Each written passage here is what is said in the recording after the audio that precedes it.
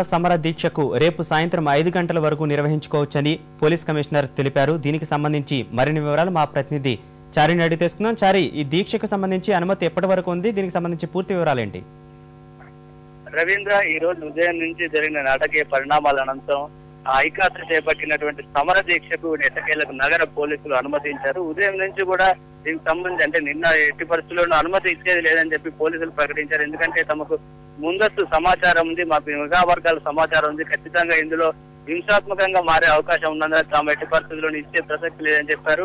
ఐకాస చేసినటువంటి దరఖాస్తును కూడా నగర పోలీసులు తిరస్కరించారు. అయితే ఈ రోజు ఉదయం నుంచి కూడా అయితే పోలీసులు అనుమతి ఇవ్వకపోయినా తాము దీక్ష విరమించలేదని మరోవైపు ఐకాస నేతలు పట్టుదలతో వ్యవహరించడం జరిగింది. ఉదయం నుంచి కూడా చాలా మందిని అరెస్ట్ చేశారు. తెలంగాణ జిల్లాలతో పాటు నగరంలోని అనేక ప్రాంతాల్లో కూడా దీక్షకు వెళ్లడానికి ప్రయత్నించినటువంటి ఐకాస నేతలు, ఉద్యోగ సంఘాల నేతలను కూడా పోలీసులు ఎక్కడికక్కడ అరెస్ట్ చేశారు. దీంతో సుక్కారామయ్య, గద్దర్ మరికొంతమంది తెలంగాణ నేతలు హోంమంత్రి దగ్గరికి వెళ్లి దీనికి సంబంధించిన అనుమతి ఇవ్వాలి, తాము ఎట్టి పరిస్థితుల్లోనూ ఆందోళన దిగేము, ప్రజాస్వామిక విధంగా శాంతియుత వాతావరణంలోనే దీక్ష చేయడానికి సిద్ధంగా ఉన్నారు కాబట్టి అనవసరమైన ఆందోళనలు జరుగుతున్నాయి కాబట్టి అనుమతి ఇవ్వాల్సిందిగా కోరారు. అయితే హోంమంత్రి సబితా ఇంద్రారెడ్డి దీంతో స్పందించి మరోసారి పరిశీలించాల్సిందిగా పోలీసులను కోరారు. ఎందుకంటే ఉదయం నుంచి కూడా అరెస్టుల వల్ల అనవసరమైన ఉద్రిక్తతలకు వాతావరణం చేస్తుంది కాబట్టి వారి మాట నమ్మి ఒకసారి అనుమతి ఇవ్వడానికి అవకాశాలు పరిశీలించాల్సిందిగా కోరారు. దీనికి సంబంధించి డీజీపీ దినేష్ రెడ్డితో పాటు మిగతా పోలీసు ఉన్నతాధికారులతో చర్చించిన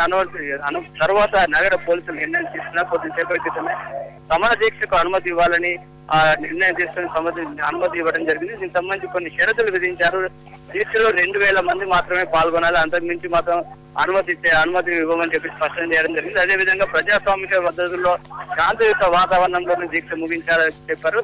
రేపు సాయంత్రం 6 గంటల వరకు మాత్రమే ఇది అనుమతి ఇస్తారు. ఆ తర్వాత ఇక్కడి నుంచి ప్రశాంతంగా శాంతియుత వాతావరణంతో వెళ్ళిపోవాల్సిందిగా పోలీస్ కమిషనర్ శర్మ కోరారు. అదే విషయాన్ని వాళ్ళు కూడా స్పష్టంగా చెప్పడం జరిగింది. దీంతో ఐకాస నేతలు, కోదండరాం మిగతా నేతలందరూ కూడా ఇక్కడికి ఇందిరా పార్క్ వద్ద ఉన్నటువంటి చేస్తున్నారు.